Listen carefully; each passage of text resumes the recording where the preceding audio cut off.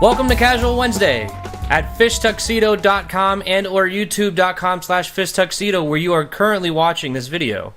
My name is Mike Feyrer, and I am joined with my good friend Jonathan Downin, but I must be mistaken. I thought we were rebranding as Unprofessional Fridays. Is that not? Oh yeah, is that not happening? Yeah, I forgot we were doing that. No, we're not doing that. Oh, okay, my mistake. Oops. Yeah. Yeah, you know, as much as I wish we were Giant Bomb. Yeah. Maybe someday. Yeah.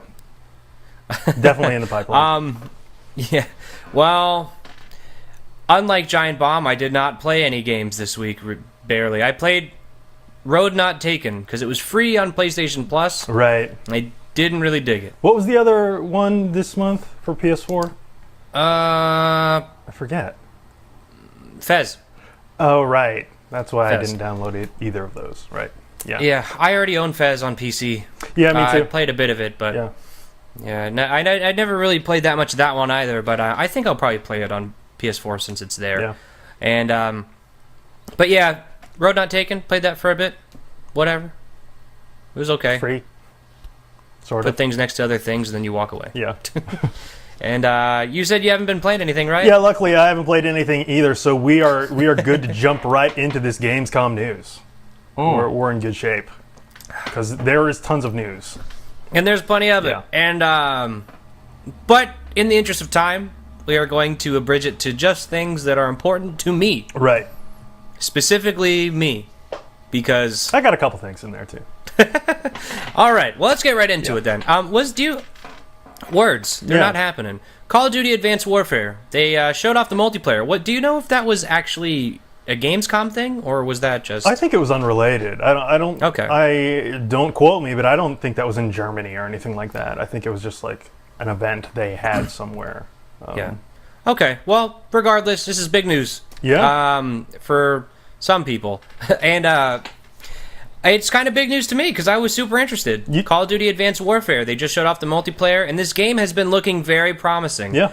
Since they first unveiled it, way more promising than Ghosts and anything they've done since Modern Warfare 2.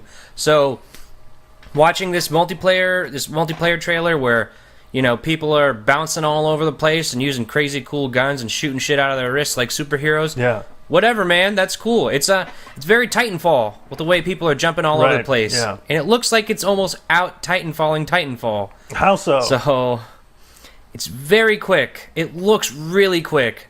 Like, in Titanfall looks fast. I haven't played a ton of Titanfall. It looks fast, but this looks like it's, I don't know, the maneuverability of the guys in, or, you know, the players in the trailer, at the very least, was really impressive because this, the whole time I'm watching this trailer, I'm thinking to myself, when was this plan made? You know what I mean? When did they decide that they were going to take on Titanfall because they knew that this was going to be a thing? Right. And I'm watching this trailer and I'm like, this looks way more appealing to me than Titanfall. I'm thinking it probably just happened in tandem. I bet it's like one of those, like Hollywood. Like somehow you get two Mars movies at the same time. Two Hercules movies. Yeah, like it just kind of like people are like kind of doing the same stuff at the same time for whatever reason. Nobody's really exactly copying the other person or whatever, but like yeah. I mean, I caught about half of that thing, and multiplayer in general is not my thing, and Call of Duty multiplayer I haven't gotten into really since the first Modern Warfare, so I'm not the guy to like make any comments about it. But from sort of an outside perspective, it does look fresh. I mean, it looks new in a way that the other iterations in the past few years haven't, and it looks super fast. Like they also put out like a trimmed down like 2.5 version multiplayer trailer, and like that's the only thing I really checked out. Yeah. So I didn't watch the live stream because I was at work. I mean, it's probably going right here behind us now. But as you can see, like that thing is moving fast, and like there's just some awesome moments in that trailer alone where he's like popping like between like a wall and like shooting guys, and then a guy's chasing him, and he uses a jetpack to like jump behind the guy who's chasing him and take him out. Like it's just there's some cool moments in that trailer, and it looks pretty cool. The thing in particular that looked really cool was the player gunned down some other player in the corner. Yeah. Saw this guy running around the corner, but past a wall. So he jetted to the right and strafed, just real quick strafe, landed right where that guy ended up popping out on the other side of the wall and just gunned him down. Yeah, that was and the it moment just happened in, like, I was talking about. I was trying to explain that, but yeah. Oh, I thought we were just talking about the one where he just where he pops over the bridge, because that was pretty cool. Yeah, that was too. definitely cool. Yeah. And it's just little things like that, though, that are just I don't know. I didn't really see a whole ton of, like, Titanfall running on walls and stuff like that, like Prince of Persia style. Yeah, there doesn't seem to be that element there. Yeah, so maybe it's not so much parkour, just straight up, you're just jetpacking kind of like Destiny, just really quickly, though. Yeah, it just has that Call of Duty speed element to it. Yeah, and it looks really fast and I don't know, it's something about it just is really, I don't know, I guess it's just because Call of Duty has been so boring to me for years that this new take on it is just, I don't know, it's cool. Mm-hmm. I'm really excited. I'm definitely buying this game. And I didn't expect to feel that way. Right. Yeah, cool stuff. Yeah. So moving right along, Silent Hill is getting a sequel or a reboot. Man, it must be a reboot because this is weird.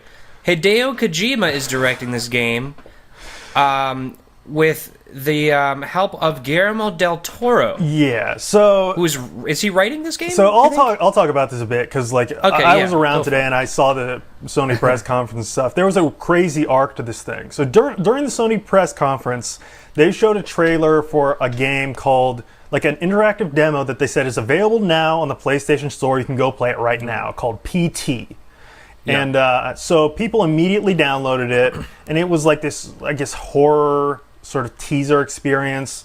And then once you get to the end, like, if you successfully beat whatever the demo is, I guess it flashes, like, it starts playing the Silent Hill music, and it flashes a title card saying a new game coming from Hideo Kojima and Guillermo del Toro, and it says Silent Hills. So, like, it was a real crazy thing. Like, it's kind of harkened back to the way that Hideo Kojima revealed the Phantom Pain with that crazy, like, weird bandaged dude and, like, weird, all that weirdness. Moby Dick games. Yeah. I mean, of course, that lasted, I think, a few months or something like that. And this was obviously meant to be, like, figured out pretty quickly. But that kind of makes it cooler that they went to all that trouble to, like, make this interactive demo and kind of, like, let people kind of figure it out. But yeah, this is, like, seriously breaking news. Like, some streamer guy is the guy who beat it, and then it spread pretty quickly. Which is super cool. Yeah, that happened. Just happened like an hour and a half ago or something. But I'm not a huge Silent Hill guy. I think I played 4, The Room, but I didn't play really any of the other ones. I do like Metal Gear quite a bit. I think Hideo Kojima's absolutely nuts. So. And I like Guillermo del Toro's stuff mostly. I mean, Pacific Rim kind of upset me. That's a different topic, though. But I don't know. I'm likely to play this. This seems like it's going to be a super crazy, weird thing. So yeah. And Norman Reedus. Yeah. That's interesting. That's what's his name in Walking Dead? He's Daryl. Daryl. Yeah, that's Daryl from Walking Dead. Merle and Daryl. Right. And also, obviously, the dude from the Boondock Saints. Right. And I like Norman Reedus. I think he's a cool dude. And I saw his face on a video gaming screen. He looked better than, what's his name? Good old House of Cards guy, Kevin Spacey. Oh, yeah. Jeez. I'll tell you what, man. Yeah, whatever. That guy, wax face. He's the Kevin Spacey's the scariest villain in video games in that trailer. I'll tell you. Totally. But Norman Reedus, that looked crazy, man. Yep. Shit looked crazy, and then it was like Hideo Kojima and Guillermo del Toro, and I was like, holy, this is out of control. It's a weird. It's a really crazy thing, and that was kind of like on the heels of. Hideo Kojima was at the Sony press conferences, and he showed off this crazy trailer for Metal Gear Solid 5, and it was all about the return of the cardboard box. And it was really, like, real self-aware, but it, like, lasted so long. It's as if it's how you would treat something if you were taking it seriously, but obviously it was a joke, but it just ran so long that it was mind-blowingly ridiculous. Like, it was. He has a really good way of doing that with the Metal Gear series. Man, for how it was out of control. Weirdly serious that game can be. Yeah. For the teaser trailers and stuff like that, he does a really good job of just like, we know this is kind of dumb, but our fans like it, so we're gonna laugh about it. It's a real weird tone, and it continues to be like more and more out of control all the time. Yeah. But yeah, so he does good by his fans. Yep. So good on him. But that's a really interesting project. So I don't know. I'm not a fan of survival horror. And that's not really my deal, but this is particularly fascinating. Yeah. So. I haven't played a lot of survival. I'm not a fan of new age survival horror, like your, I don't know what, like Slender and stuff like that. And like A Machine for Pigs, Amnesia, like that stuff. Like I haven't gotten into that stuff, but I am a fan of old school survival horror, like the Resident Evils, and like I did, as I said, I have played some Silent Hills stuff. So yeah, I'm interested. Yeah, should be interesting. I don't know. That's a weird one, I'll tell you. And then here's something that I don't like. Not a fan of this news. Not at all. Hit me. I of course am talking about Rise of the Tomb Raider. Yeah. Is now an Xbox exclusive. Yeah, I saw a good tweet out of oh man, I should just stop like giving people credit for what the things they say, because I can't remember any of their names. But it was like somebody to the effect of like, whenever like Microsoft announces a paid exclusive, everyone's like, "Oh, this sucks. This is the worst thing ever that's ever happened." And then when Sony does, they're like, "Wow, they're really going after the big stuff. They're really like bringing it for us gamers."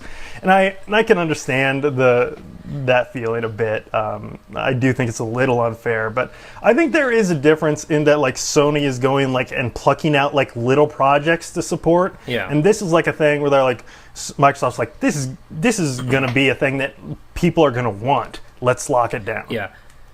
I'm not a fan of third-party stuff just going to one platform. I think it's really fucking dumb, and it's annoying to me personally. Fine. I don't expect Halo to be on my PlayStation. That's okay. I don't expect Uncharted to be on an Xbox, but to have something like Tomb Raider that is, Square Enix couldn't make money off Tomb Raider selling 4 million copies. Yeah. There are 4 million Xboxes out there right now. You know what I mean? Like that's how is there? Like that's why I tweeted about it. I was like, Microsoft better be paying them a shitload of money, because Tomb Raider's not going to sell Xboxes. I'm sure they are. I'm sure they offered enough where even if it sold horribly, they would still come out better, like at least even. But yeah, this is real disappointing. I mean, for us personally, because we are both PlayStation 4 owners only. We don't have Xbox Ones. Exactly. And I don't know what your feeling on it is. I forget. We might have talked about it before, but I really loved that last Tomb Raider.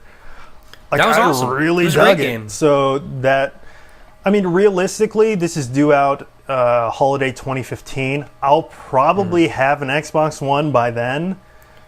So it probably won't be an issue, but for me personally, man, I'm not pumped about this for sure.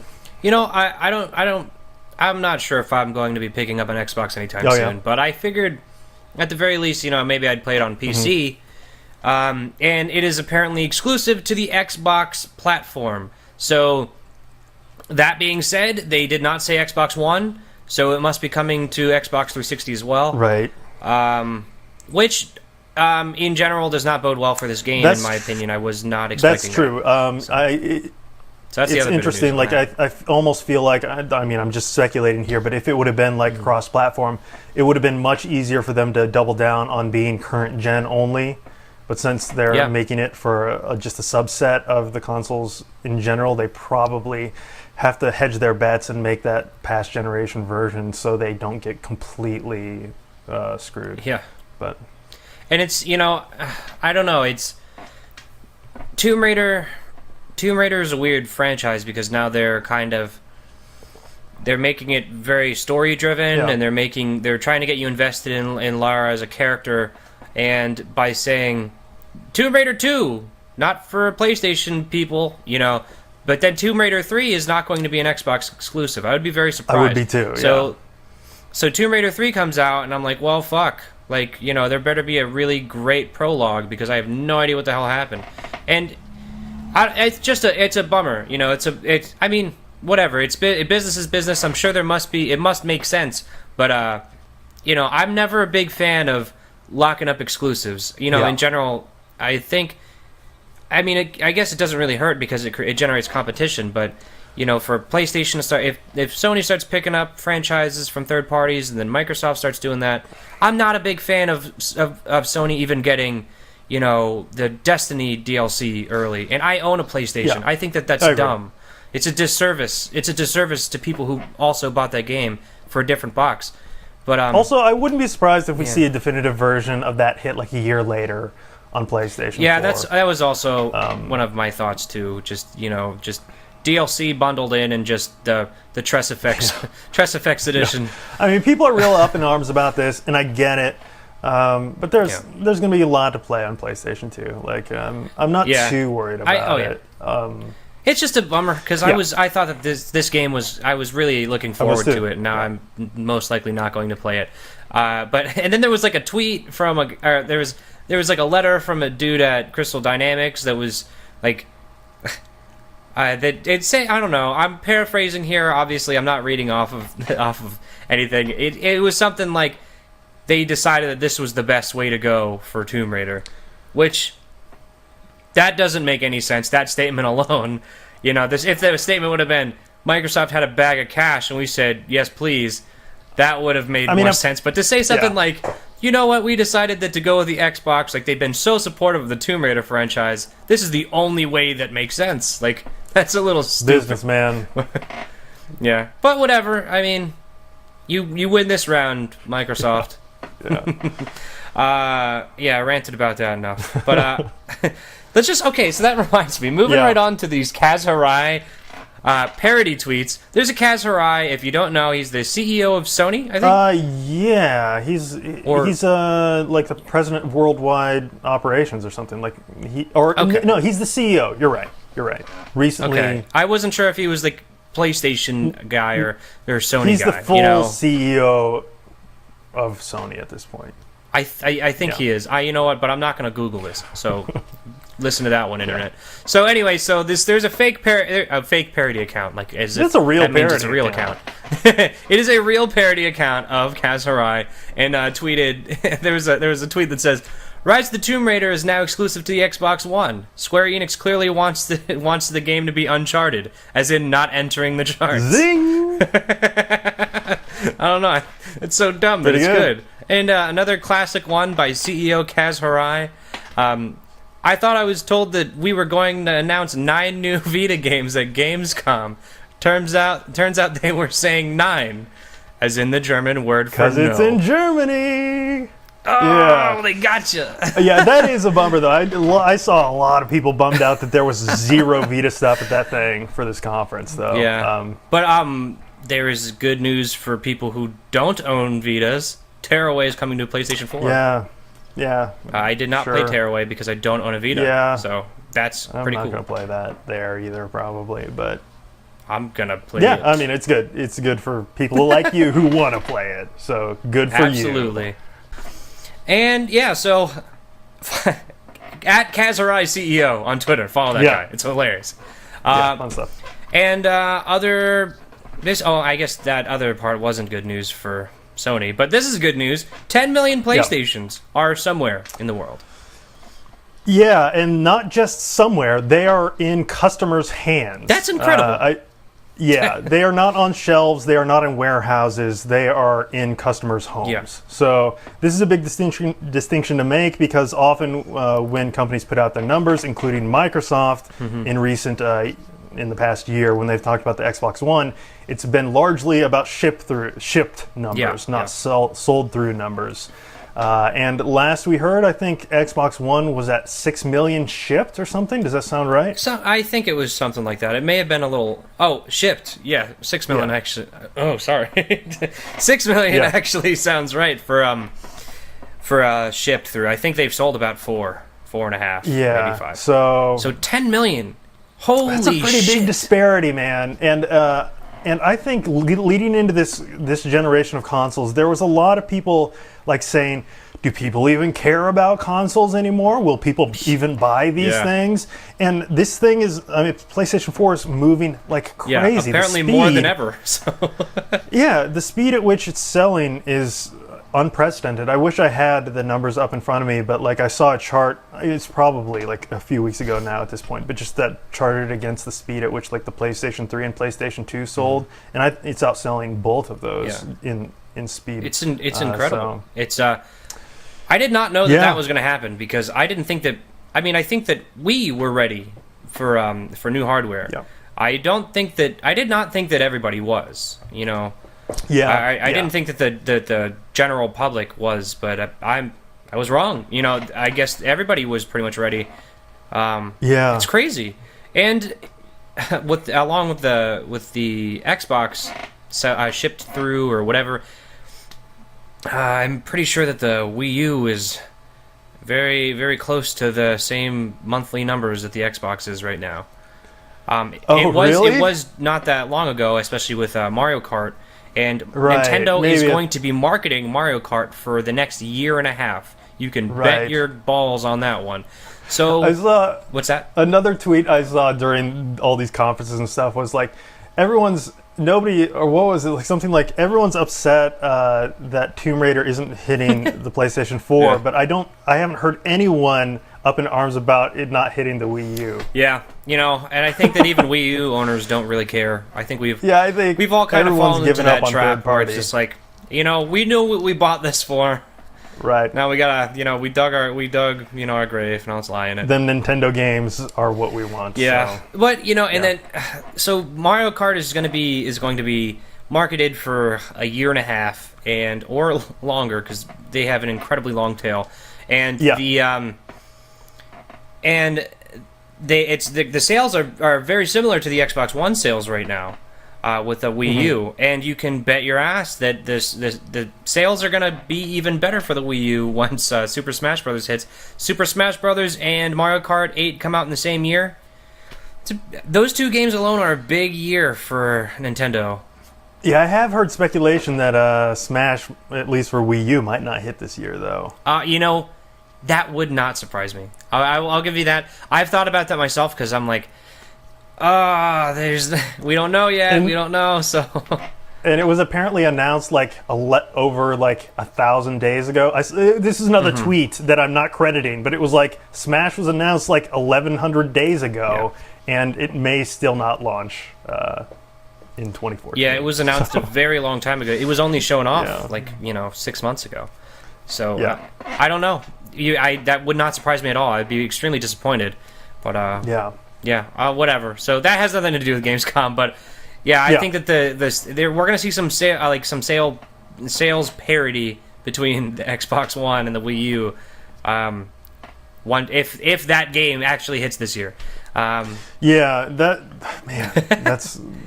mind blowing, and I think it's crazy. It's crazy.